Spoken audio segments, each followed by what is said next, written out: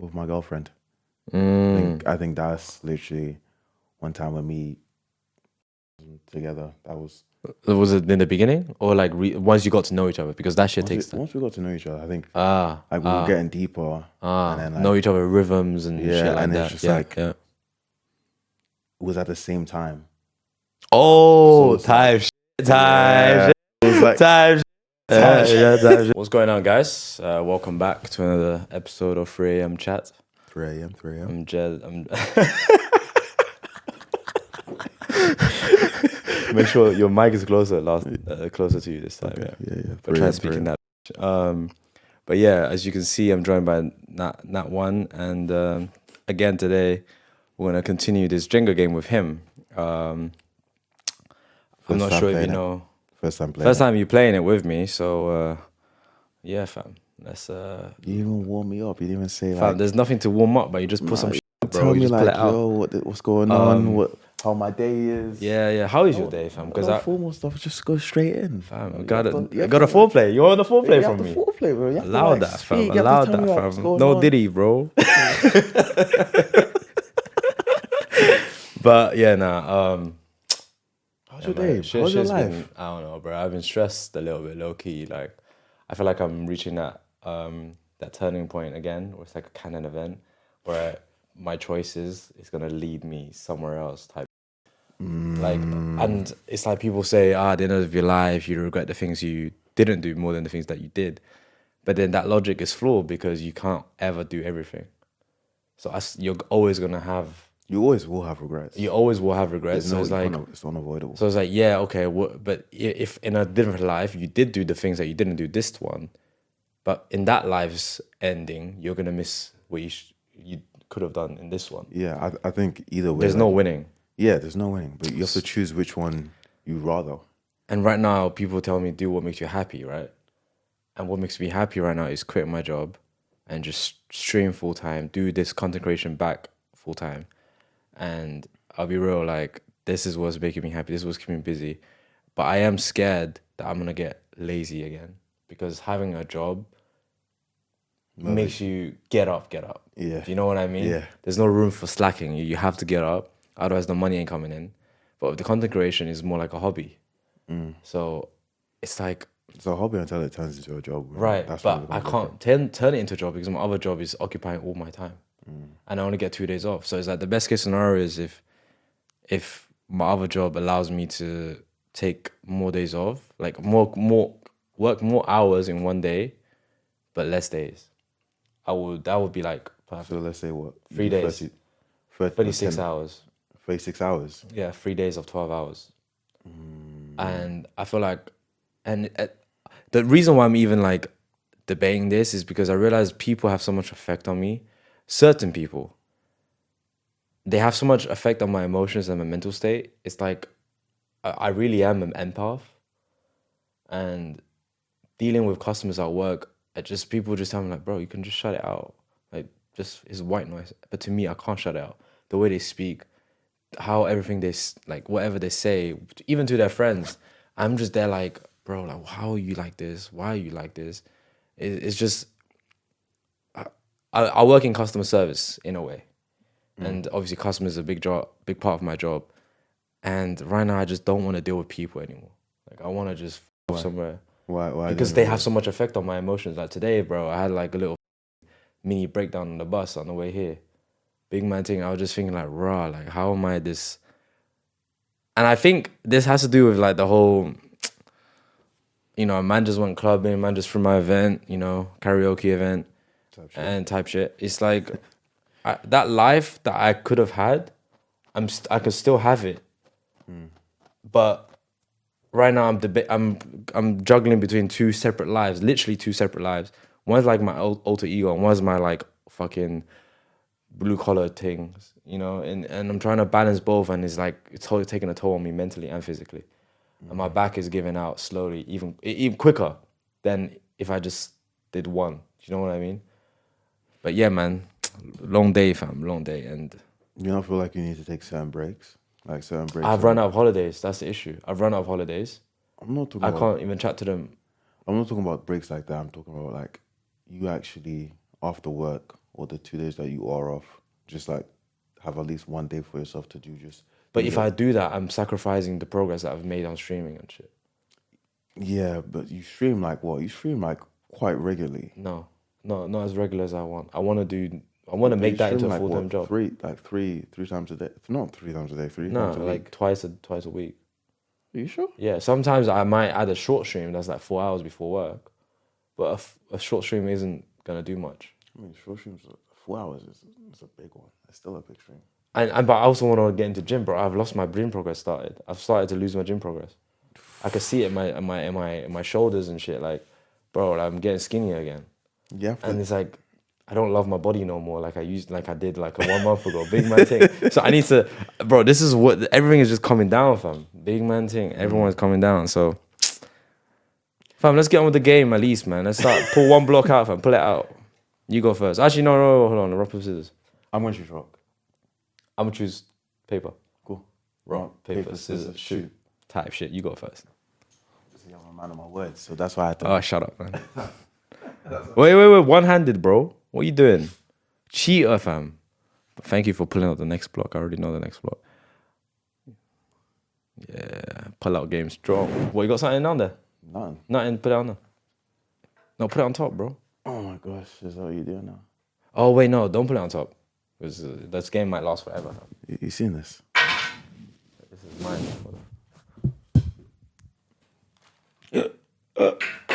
Shit. I don't want to rig that. Can you pick that up? You're more flexible than me right now. Ain't got nothing on there. Shit. Wait, do I put it on top? You know what? Put it on top. Put your one on top. Oh, sabotage. Oh, bruh, you didn't even lay it out correctly, bro. I could see one of them. Yee. You don't make the game end quick, bro. Noob. Big man thing. What are you doing? I'm fun. Oh shit. Wait, 3 blocks down at least. Okay, that was whatever. That counts.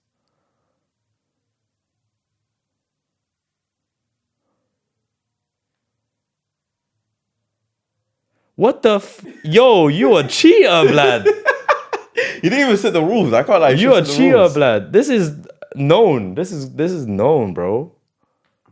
Oh, how people play it depends on the rules. I'm trying to make it interesting, man. Now it's like I'm going for the bottom, bro. That's so basic. Yeah, because I'm trying to play safe. This is the issue. Oh, we got something. Favorite non-physical thing about myself. I don't know. Non-physical thing. I think the empathy thing. It's a curse and a blessing. Like, I realize not many people can be as empathetic these days. Everyone's all about themselves. And it's like, I care way too much than I should for certain people that don't necessarily deserve it. No, I wouldn't say deserve it. It's just that I'm going a mile and they're just doing a little inch. But the reason why I say it's my favorite thing is because when I know that, when I meet someone that reciprocates it, I know it'll be best. And I'm gonna get deep here, and it's like, this is one of the reasons why my last relationship felt so real. Because there was no games. The games dropped immediately. We both were so real with each other. And even now, when I'm not even trying to date, but like when I'm out there just exposing to different people, it just feels like, all feels like a game. I even have the book with me, fam. The Art of Seduction, fam. I bought that thing, fam. I bought this whole big Art of Seduction book. Whatever. But it's like,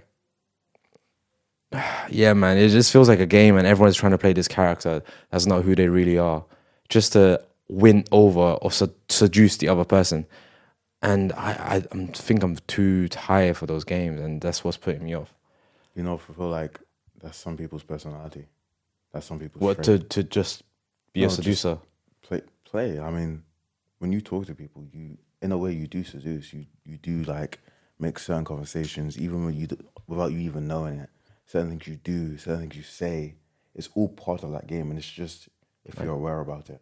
That's the thing. Like, if you're aware about the game that you're playing, That's the thing. I'm aware of the game. I can see through these games that the girls are playing. Yeah, but is it a natural thing? It's like if it's your natural state, then is it? But I don't think it's natural. I don't think it's natural. I think it's them. It's them putting on an act. Everybody puts on an act. Yeah, guys to a and degree. girls. Yeah, So it's to a not. degree. It's not them. That's what I mean. It's like But that's what I'm saying. Like, is it putting on an act, or is it you just having different faces? I think isn't. Okay. You could be right. They do have different faces. But what I want is I want to see the face that you only show to yourself, but I get to see that, and vice versa. You get to see the face that I only show to myself, but you also get to see that. Like indirectly, you see it because I dropped all the games. We dropped all the games. There's no trying to pretend to be this person or pretend to like something just so you like it, or like a show that just you like it. Like that's what that relationship was. If it was so unconditional, even from the get-go, until it wasn't, until shit happened, life happens, and it's just like somebody chose themselves over the other person. In the sense, I don't blame them, but the reason why that set the bar for how I want my future relationship to be. When we meet each other, it's like boom. It's not even I'm not talking about love at first sight. This isn't naive shit like that, but it's more like just, okay, I know you know the game. I know the game. Let's just fucking drop that shit. If you like me, if you want to get to know me, or if you like, it's more like if you want me, you want me. Don't pretend to want me or pretend, you know what? Let me see where this can go. No, I don't fucking waste my time. And that's what that relationship was. It was just like, boom, first conversation, first night, boom. Oh shit, yeah, this person might be the one. Like that realization, oh shit, this person might actually be the one. No, like, there's no fog. There was no fog. There was no pink glasses or anything like that. At least for me. For me, because I have a bit more experience than that person did. There was no. I saw it as how it is, but obviously for them, they could have still had that little pink glasses on to how they view about love and how they want to meet their first guy, blah blah blah. That puppy, young innocent love. But to me, that young innocent love that's passed. But it was more like the second. You know how they say you get 3 loves in your life? That was my second one. It was the one. I think you should explain it. I don't think people will get it. No? Well, it's like your first love is like the young puppy love where everything just feels so. There's no stress about money, anything like that, and you're just with each other because you liked each other. That doesn't work out. You later on may start questioning, wait, was that love or was it just because I was young and naive? No, that was love back then. But now you've matured, you've gone a bit older. Now you get to your second love. The second love is usually the one that hurts the most. It's because you've experienced the first one. You're like, okay, you're telling yourself, I don't want to be that vulnerable again until you do get vulnerable, until you do let your guard down for the second time. And that one still doesn't work out. You start thinking, fuck, why did I let my guard down? How could I have let my guard down? That's why it hurts so much, because you already thought you already was expected yourself not to. You expected yourself not to be vulnerable, but you did. You let your guard down for the second time. And the third one is, okay, you're kind of numb, you're kind of jaded, but this love comes out of nowhere. You don't expect it, you didn't want it, but it just felt like those first 2 love combined. And that's the third love, and it's like that's it. That's it. It's locked in. And if that one, and it's like if that one ends, I don't think it will hurt as much as the second one. At least not according to theory. But it's still a love that you're like, fuck, okay, yeah, like from now on I'm jaded as fuck. Like, I'm gonna approach relationships or love with a bit more pessimistic mindset than an optimistic mindset. I think that's what a lot of people do, though. I think people, they get hurt and then they just don't see it the same. Yeah, and yeah, legit. That's what it is. And for me, it's like, I don't want to be like that. And I feel like it's partly because they haven't healed. They haven't healed fully. And what is being healed fully anyways? I don't think you can be healed fully. 100% no, you can't. I don't think you can fully heal. Like, there's no such thing as being fully healed. Your HP will always be 99. maybe plus 48 shield or some shit. It's like scars. It's like Yeah. they heal, but they don't. They're not. They don't go away. They don't go away. Oh my days, bars. They're just there. They're just there to be a little reminder sometimes, but To not make that that's same you mistake. now. Not to try not to make that same mistake. I know, but it's like you cut. It's like you cut yourself or do some like silly stuff. Yeah. And like the mark's there, and you just like always reminded of like what you did wrong, and hopefully you try not to do that again. Especially if it's so severe. Yeah. Like some of my scars, I look back at them, I'm like, yeah, I know not to do that, because if I do that, Yeah. the result is going to be this. Mamba Club. Man's busy man, yeah. blood. Mr. Busy, Mr. Busy. It's the things calling, fam. I'm kidding. I'm kidding. But yeah, man, your turn, fam. My empathy, like I said, be careful. I beg you, don't end this game too quick. What does it say? What's your biggest insecurity? Oh, let's get deep. I don't think I've heard this from you yet. Put it on top, fam. That's my biggest insecurity. I think it's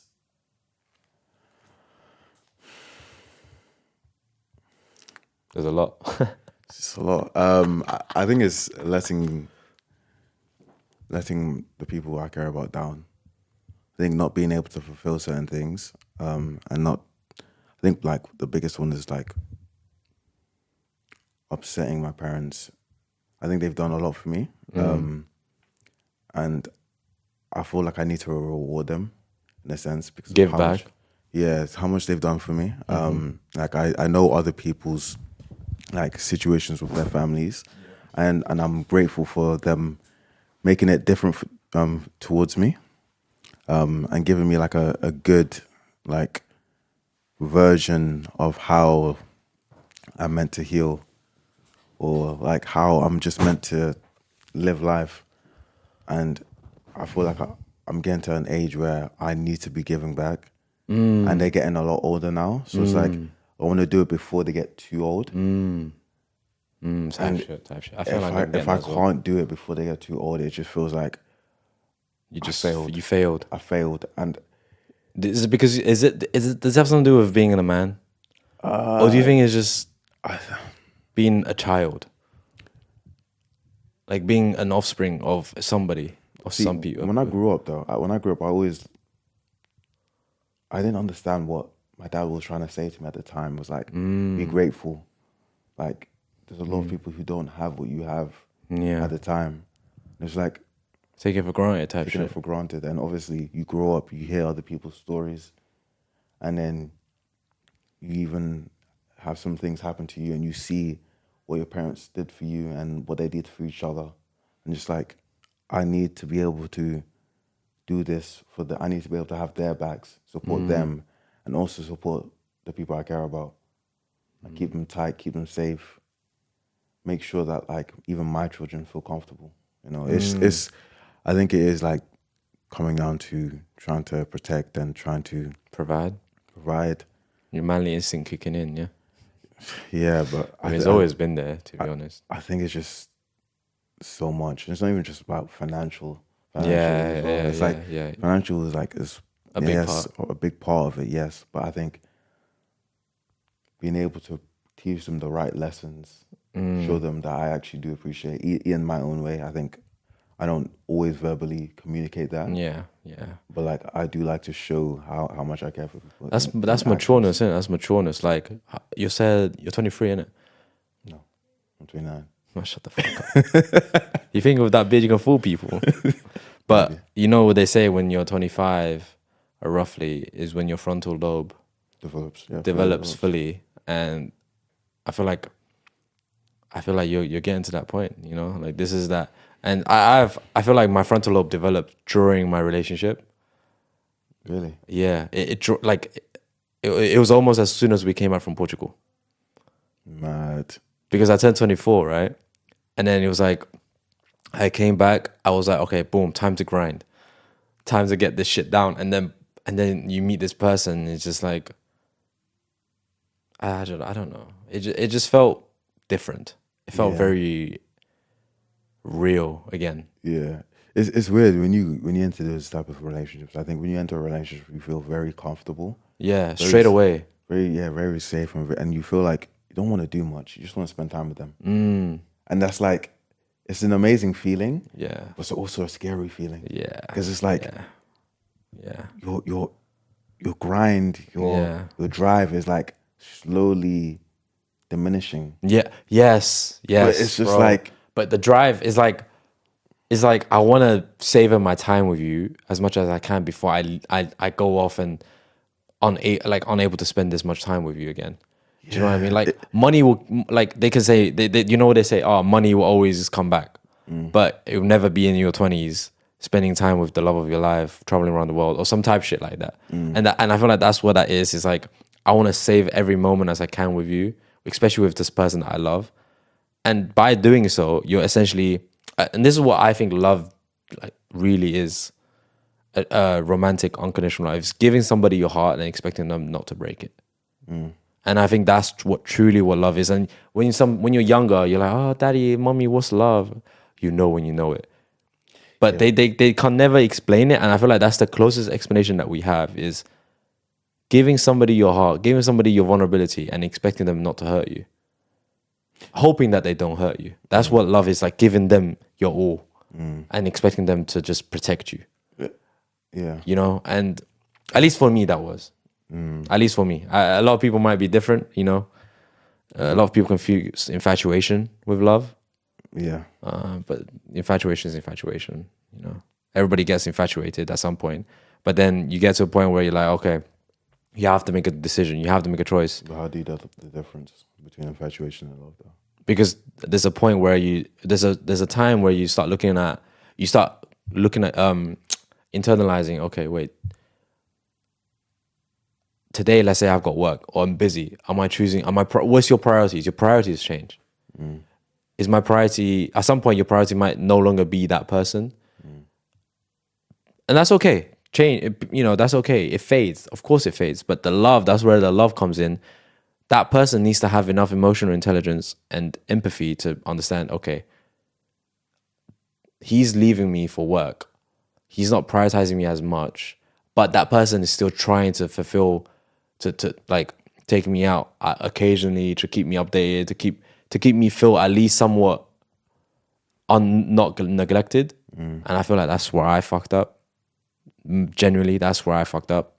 And I've learned from that. It's like, I could be busy, I could be down, but you can't neglect your partner because your partner is who you have. And you're only what they have too. And as soon as you start neglecting them, even indirectly, even unintentionally, you don't even know you're doing it. But this is one of those where you live and learn type shit. You learn from your mistakes. That person starts to look elsewhere. They have to. They have to, because you're not giving that affection towards them. You're not giving them that attention when you're all they have. So of course they're gonna start looking elsewhere. But that's the thing. Love is selfish. Yeah. Love is selfish. So selfish in the sense that I want you to myself. That's how I see selfish. Like when you say selfish, I think you mean a different way though. More or less, I think there's like when you care about someone, you want them all to. Yes, like you said, you want them all to yourself. You value them above a lot of things. Yeah. It's just a lot to it. Yeah. Type shit. You know. Type shit. Oh, another one. Most embarrassing moments. Most embarrassing moment. Oh. Can't lie, I've got a few.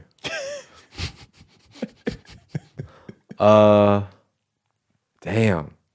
Nothing really happened recently. All I can think about is when I was younger. Nah, that's not really embarrassing. That's more traumatic. But I'm dead. actually, I really don't know the answer to this question. You do. There's nothing that there's so much that comes into my mind. I can't pinpoint it. Most embarrassing moment.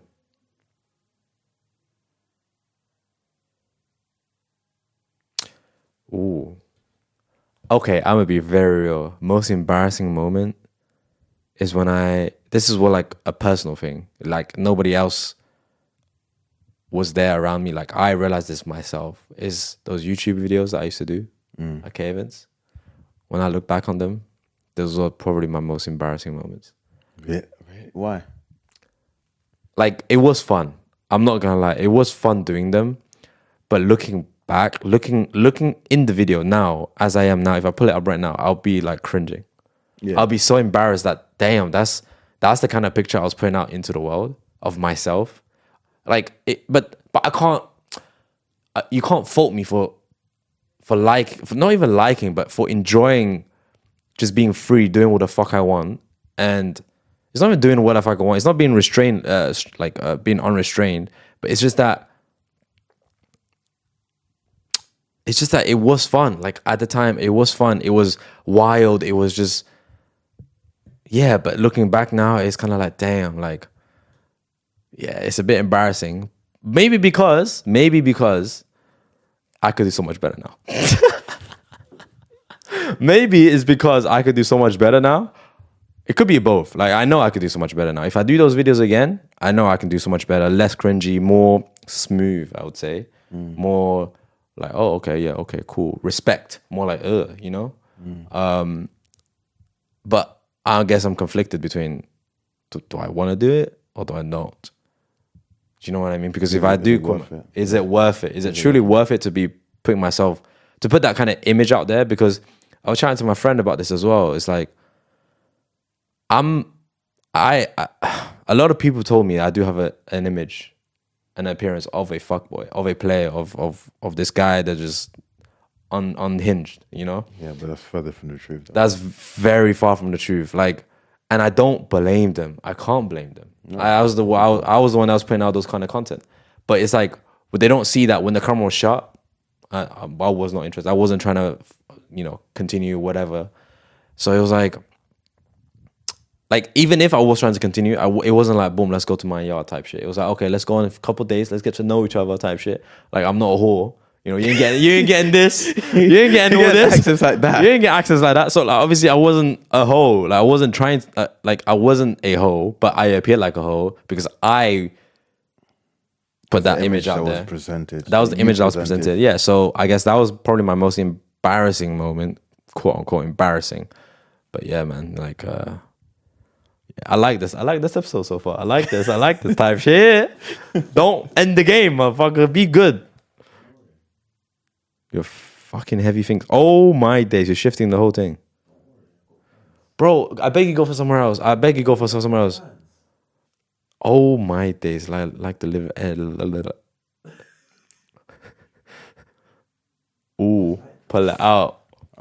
Pause. Nothing. Hey, yo. I'll make it challenging. Like, who does this? Who do you think you are, blood? Are you Gojo Satoru? Because you're the strongest? Bro, I still can't wrap my head around that one, Because now we're going to start with a nerd talk. Oh, nothing. Because Yuta took over his body, but he still didn't win against Sukuna. So does that mean Gojo? Are you Gojo Satoru because you're the strongest, or are you the strongest because you're Gojo Satoru? You're the strongest because you're Gojo Satoru, right? Or I can't wrap my head around that one. It's a bit fucked. Can't lie, philosophically. I think the whole point was to prove that like he wasn't special because of his powers or of his body. Nothing. He was special because of who he was as a person.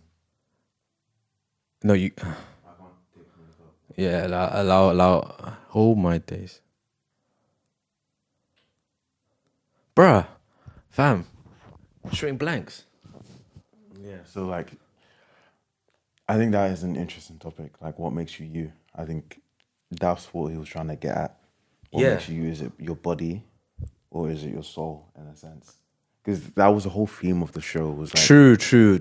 Yeah, your body or soul. But I guess what I'm confused about is the way they phrased it. They phrased it. Are you Gojo Satoru because you're the strongest? Is that the one implying that? Is that implying the soul aspect of it, or is the other one implying the soul aspect of it? Are you the strongest because you're Gojo Satoru? Or are you Gojo Satoru because you're the strongest? Oh wait, are you Gojo?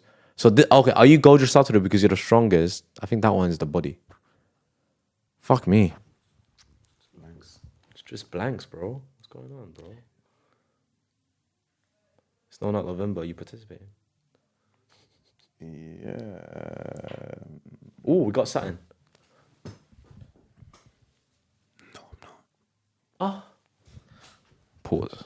Do you remember the best you've had? I can't lie. I've already answered this on the podcast. You might have to. You can answer this one.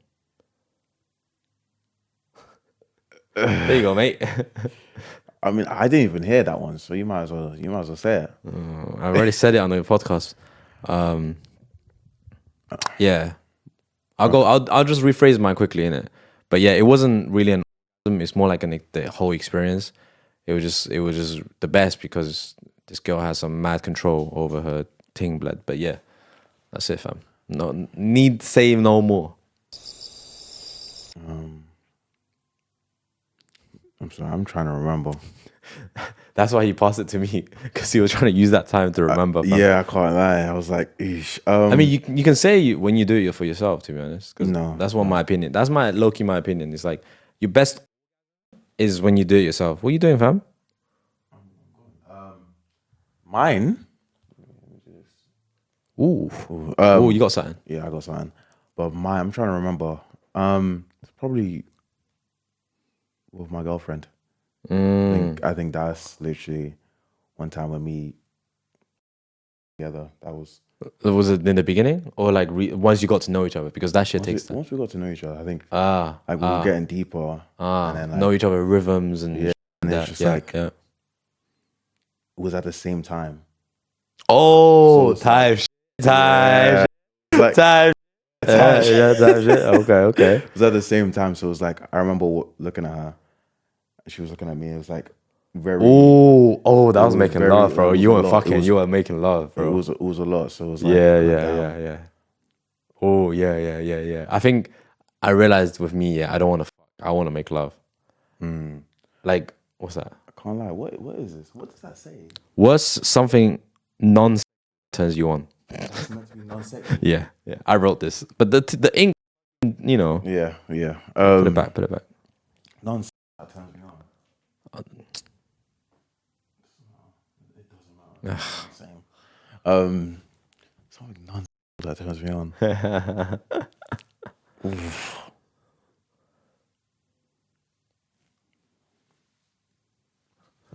Gains are not gaining right now, man. So non-sexual, so it could just be like, can it still be something physical? Or it has to be like something mental? We'll see. Like just say it. I think it's like,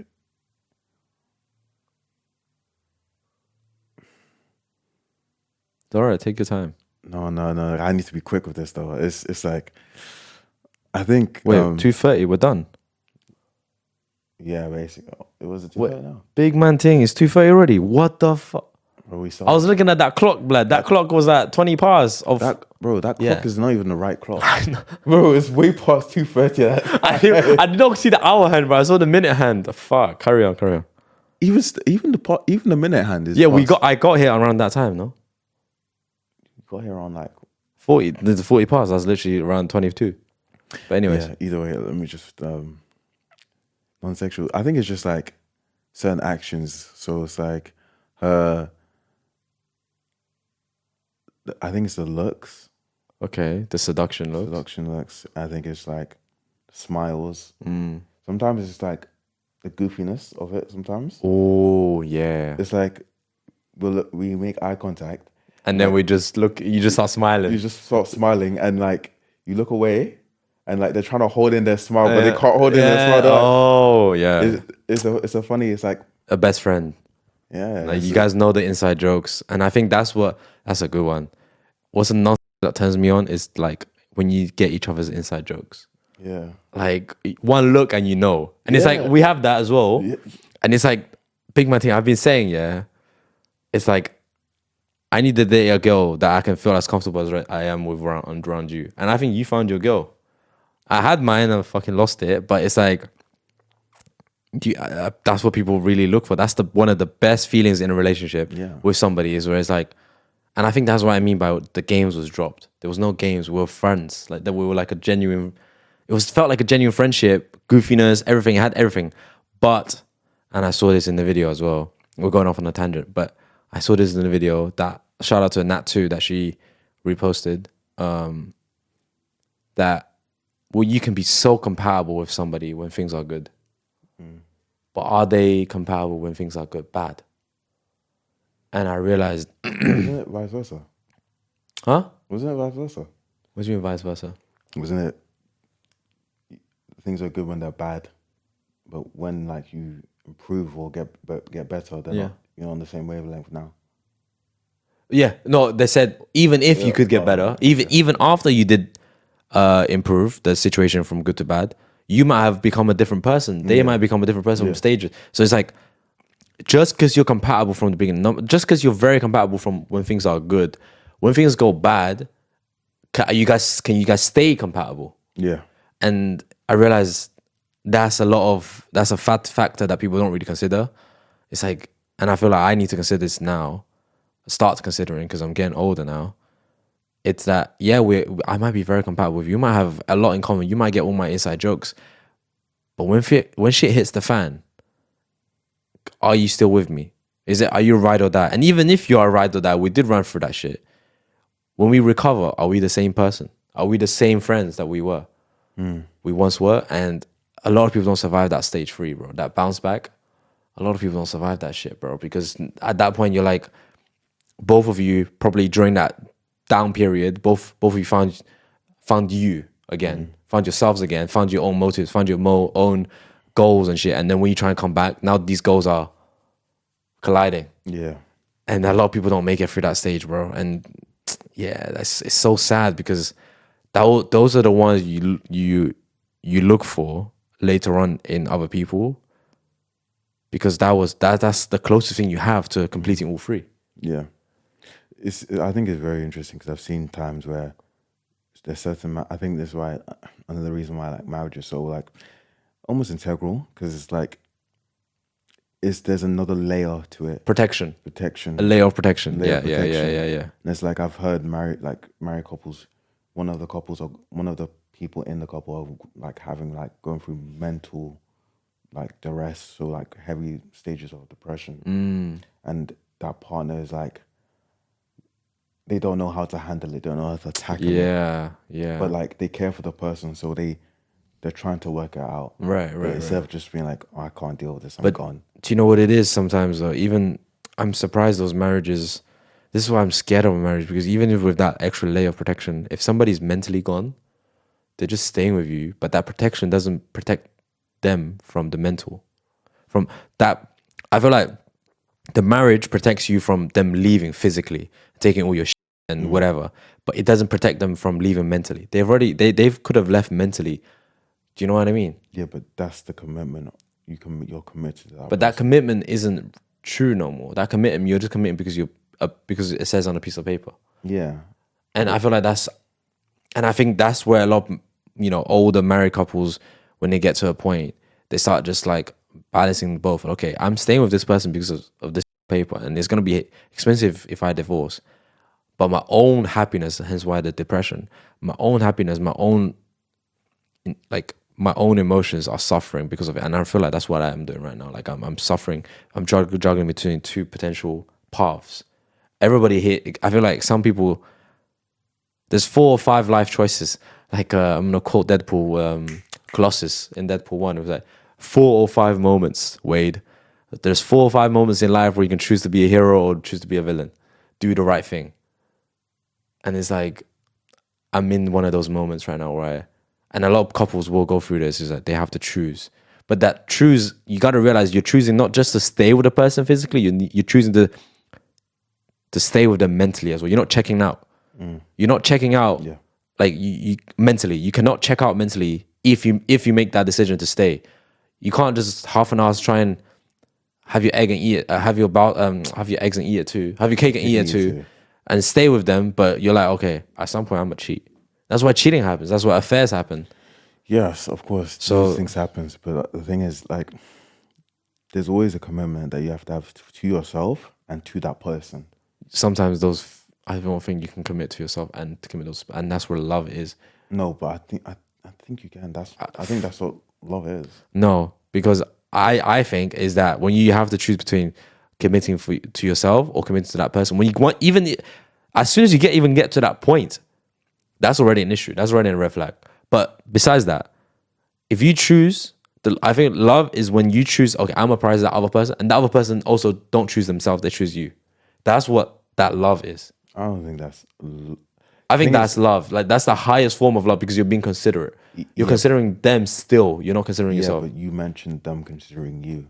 Yeah, and I'm considering them. Yeah, but they don't also have to consider you for you to love them. No, but it shows that they love me. Yeah, I think. And if I'm considering them, it shows that I still love them. Yeah, I'm gonna suffer, but that person is gonna consider me and is gonna try and do whatever they can to help me, and I'm gonna do the same, vice versa. And that's where you might have a understanding, like, okay, cool. This means we're both gonna chase our careers or some shit like that. We're both gonna talk a bit less, but I'm still here mentally. I'm still here with you. I still want to work this. I want to die with you or some shit like that. You know what I mean? Yeah, but do you know what it is though? It's also about how people attach to other people, because like attachment styles do play a part as well. Like some people are more anxious, some people are more avoidant, some people are secure, and there's a whole other range as well. Yeah, but it's like typically you don't necessarily get someone who's avoidant or someone's attached. I mean, and someone who's anxious as well. Anxious, yeah. Yeah, so it's like they tend to go for the exact opposites, and that's where the clash happens. Oh yeah. Because one's like, I need my space. I need my space. I need my space. I need to. Another is like, no, don't leave. Don't leave. I need Oh you. my I God, need you. I need bro, you. I big need you. I man need you. I thing. need you. That's So it's like big man thing. that's the thing that happens. So it's so conflicting sometimes, because obviously everyone says, "Oh, the best person to find is a secure person," because they can accept either or. Yeah. So obviously you want a secure person, but like a secure person is probably taken off the market majority of the time. Yeah, you won't see them around. You won't see them as much because they're secure. They would either leave if it's too much. Yeah, straight away. Or they would just Be taken. So it's hard. So sometimes you have to like understand, like, okay, maybe I'm just in my head a bit too much. Yeah.